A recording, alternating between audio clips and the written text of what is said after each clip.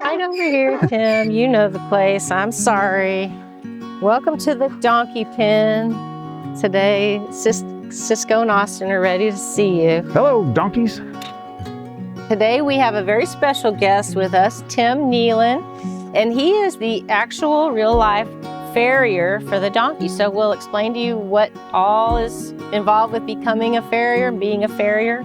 And then you're probably going to hear a little inside information about Austin and Cisco as well. There are a few stories, not all of which are flattering, but that's okay. We share and share alike here on the podcast. So thank you for joining us. We'll hope you enjoy this.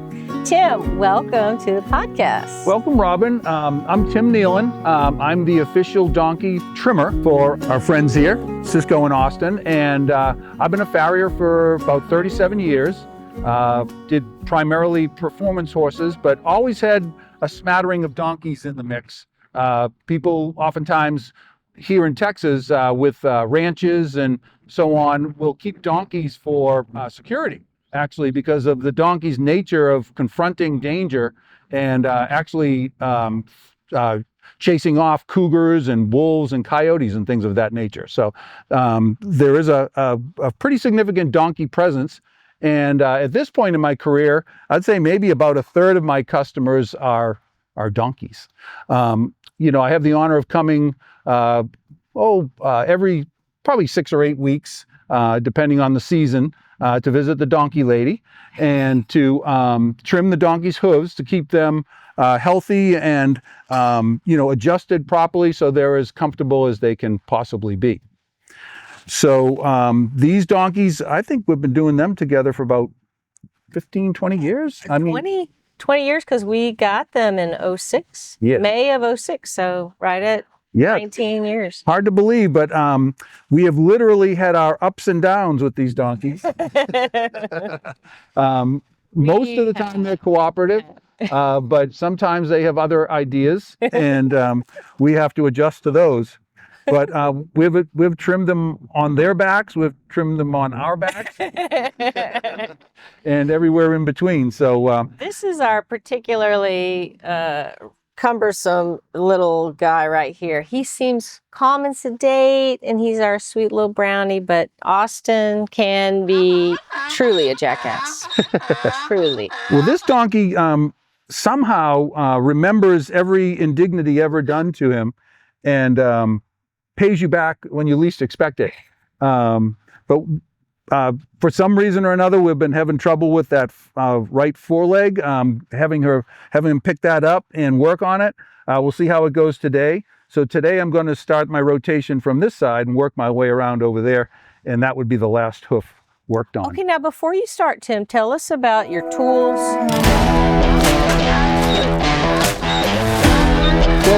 I have I wear these chaps for protection because I do a lot of cutting, knifing, and rasping, and as well as support while I'm I've got the horse's or the donkey's hoof between my legs or when I'm working. So it's both protection and support. Also gives me a place to keep my paring knife, my hoof paring knife to cut out various parts of the sole, shape the frog of the hoof, and so on and so forth. I've got to keep that very sharp. And I've also adapted my my tools to the donkeys, and for miniature horses, I've actually taken one of the rasps. They're typically about a foot long to 14 inches, but working in these close quarters, I've learned to adapt this. I just take one of my rasps and break it and use this. And then these nippers typically don't have this spring in there, but that's so that I can work one-handed, because again, they're smaller. I can't really get under them, so I have to actually work one-handed. Whereas if I was working on a horse, I'd be using two hands. So these are the typical tools for just a trim, and that's all these donkeys. I have yet to see a donkey shod or having shoes put on. Typically, just the trimming is enough to keep them comfortable and healthy and able to get around as they need to. But now you would do shoes as well? if somebody needed that? I no longer do shoeing. I was a full-time, shoer in my past, but I don't do that. I only do trims, and only because of my age, and just I don't care to work that hard anymore. Because Tim is actually a very wise person. So knowing your limits, right? Knowing when you're ready to move into the next stage, that's very wise. Tim, Thank you. Tim always has so much to share with me, not only about donkeys and all of this stuff, but just about who you are and what you have brought to the planet. A big part of what we're trying to do here at Between Two Asses is just spread peace, right? And we believe that, donkeys are stubborn, but we also believe, and I have seen it just coming to know them so well, is that they just need more information. If you give them enough information, they can make a different decision, a better decision, and they will move ahead when they are convinced of that. So I agree wholeheartedly. I don't know if this is the time to talk about it, but after I stopped full-time shoeing, I do this as a side gig nowadays, but I was a full-time farrier, but then I became a teacher. And I taught in behavior classes and in special ed classrooms. And one of the projects because I had a number of customers with donkeys, I was considering starting a kind of a version of equine therapy with the donkeys, which we would have called asinotherapy or asinotherapy. But in researching all that, I found out some interesting things about donkeys. And just as Robyn has said, donkeys have the first thing people think of when they think of a donkey is stubborn. And donkeys, as come to find out, whenever you dig a little deeper to find out, is because of their nature, they're not necessarily stubborn.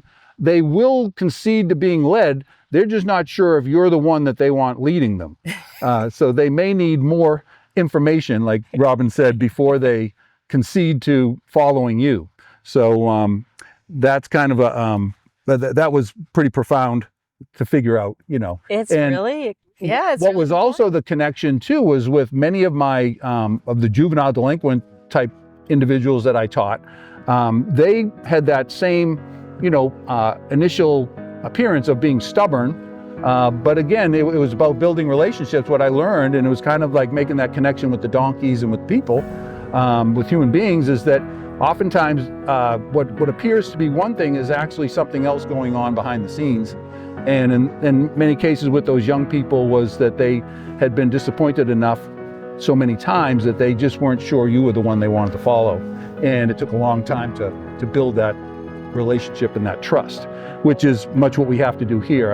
I try to always develop a relationship with the animal before I start asking it to do something for me, so that they know that I'm trustworthy, Yeah. So, and again, it's the relationships, like Robyn said before, I have relationships with my customers, my clients, or they're really, I call them friends, because it's really like I'm very blessed to be able to go and visit my friends and help them with their animals.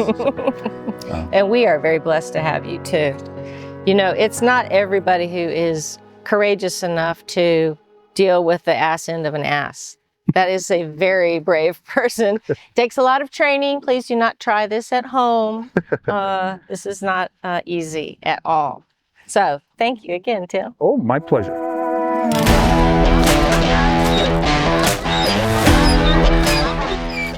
All right, I think we'll get started here. Again, I'm going to address the animal, let it know I'm here, what my intentions are.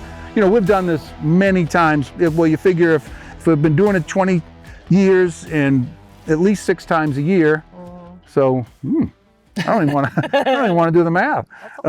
But so they know me and I know them, and we'll see how that works today. All right, so I'm going to ask for this hoof. Okay, lift it up.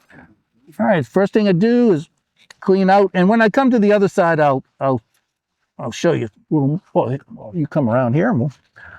So I'm going to clean this hoof out. You can see a buildup of the sole, which is called the slough. I'm going to clean that out best I can so that I can judge the depth of the hoof, so that when I trim it, I don't trim it too short. This ragged bit of tissue here is called the frog. I'm going to try to shape that a little bit. I don't want to eliminate it. It's a very important structure that helps pump blood back up to the heart from the hoof.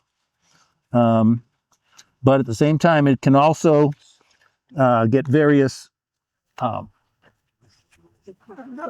issues such as thrush, an anaerobic bacteria that can degrade the hoof. So anyway, I'm going to start trimming here, kind of following the white line here. And just, again, as Robyn said, don't try this at home unless you're ready to, you know what you're doing. It's kind of like asking for credit. You know, how can I get credit if you don't give me credit? But it's just working on enough of these animals to, you know, have a good sense of, you know, what you can and can't do. All right, so I've got a nice even cut there. Gonna pare along here to just even things up. I'm gonna take my handy rasp here. And the reason I wear these gloves is because there's nothing more painful than rasping your knuckles. In fact, it's the first thing you have to learn about trimming donkeys is don't rasp your knuckles. That would be horrible. I cannot even imagine. It's an ugly wound to try to heal. It's pretty. So anyway, I'm just knocking off the sharp edges here. I'm gonna give this a good look. A good look for balance, and I think we're good there. Oh, All right, good work. Brownie. All right, I'm going to put my safety glasses on. I probably should have put them on sooner.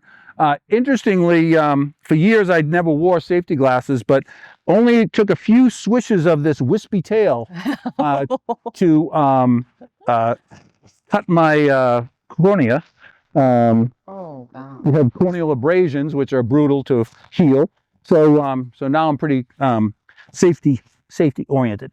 Okay, so this donkey knows what I'm trying to do here. Just gonna give me the hoof. I'm gonna clean out this debris.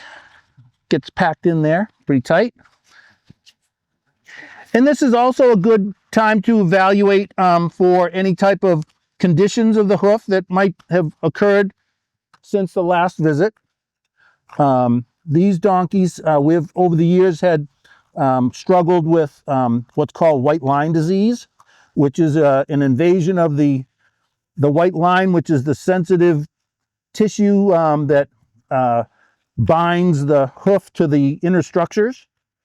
And when that goes wrong, it can cause some serious lameness issues. So we've had to deal with that over the years. So this is a good time for me to report to Robyn if I see any invasion of that. It seems like the last time I was here, we had the beginning of an issue that the veterinarian then treated. Do you know what causes that? It's just a fungus? It's it's an anaerobic bacteria that thrives, you know, in the soil in this region. We live in of course, the coastal basin here, or the coastal plains, and donkeys and horses, for that matter, would not live here if we didn't have fences. Between the heat and humidity and the type of soil that we have that isn't particularly good for their hooves, they probably would have headed north to Colorado a long time ago. So part of the fact that we domesticate them and keep them in this type of a environment, we will have these various issues that they probably wouldn't otherwise encounter if they were in an environment they preferred. And so that's something to keep in mind, viewers, too, is checking with the local veterinarians in your area to be sure that, you know, what you're wanting to have as a pet in your backyard is really the best pet for you. And that even goes to different breeds of dogs and cats. You know, they all have genetic dispositions that aren't going to change because you brought them to your house. And, so these are all things that we have learned here at the Double Donkey Ranch, that this breed of donkey cannot go around just eating. Are you finished with this? Okay, switch side. Cannot go around just free grazing. They are on what's called a dry lot, and they don't have grass, just free grazing. That's okay. So one of the issues that has come up is too much sugar. And that's from having them free grazing, which we did not know that was a bad idea. It was a very bad idea. It could have potentially been deadly for the donkeys. So we had the vet come out, and they were foundering really badly, and she let us know, like, no, they have to be on a dry lot, which is, again, more like their natural environment, where they would just be on rocks and, crags, very arid places like that. So, yeah, absolutely. This area, again, is the coastal basin. It, thousands of years ago, it was underwater, and we have what they call black gumbo dirt, which is a clay that, when it's wet, is, you can sink 6 inches down into, and then it dries out very quickly. As you can see, they've spread sand and loam to kind of build this up to be more of a dry lot without that free range of the grass and such, because their systems just can't handle all that protein and sugar and all that's out there for them. They don't know enough to quit. They don't. They like it. They like it a lot, but they can't have it. All right, take this. Okay, so we'll get on to this hoof. All right. Again, I use the edge end of my nippers here. They're kind of designed actually to be this clean out tool and make things more efficient. I'm gonna come out with my knife.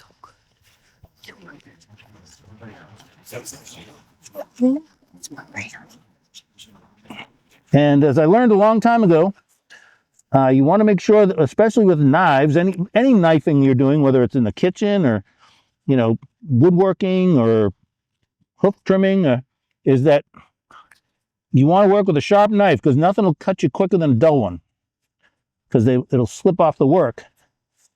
And then you, of course, learn to usually knife away from yourself. All right. So anyway, we'll kind of clean the sole out a little bit. Yeah, we'll give it a good trim in here. As you can see, these hooves are fairly small and compact. Horses' hooves are generally rounder and more larger, of course. This is more, I think sometimes people think I should charge less for doing the smaller hoof, but it's kind of actually more work for me. Kind of like microsurgery.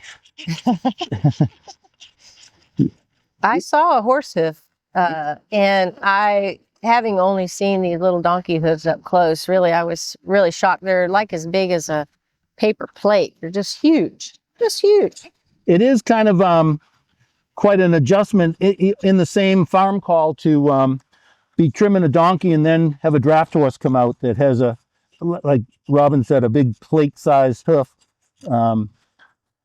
maybe 8 inches across. Yeah, you're going from a PC to a laptop. From the sublime to the ridiculous. All right. Yeah. So we're just going to assume the best here. We won't say anything. Just going to act like that's what normally happens. Yeah. Okay, so cleaning out this hoof. Oh, and that's what normally happens. And there's Norway. some issue here, and believe it or not, it wasn't anything I did there. It's just some. No, it's psychological. Let me cinch him up a little bit tighter. Come here, donkey. This is this is history. This is trauma from a long time ago. And the Buff the vet said it best. She said, donkeys have a long memory. They never forget. Well, funny you say that. I work on donkeys, but I've only worked on a few mules. Mules are a whole different animal. I say different. They're half donkey, half horse. But it's been said by people who know that a mule would give you 20 years of good service. If you ever abused a mule, he would give you 20 years of good service just to get one good shot at you. And they do have a long memory. All right. I'll pick it up. You can try? Yeah. All right, there we go. There you go. What a good dog. Just doing the best.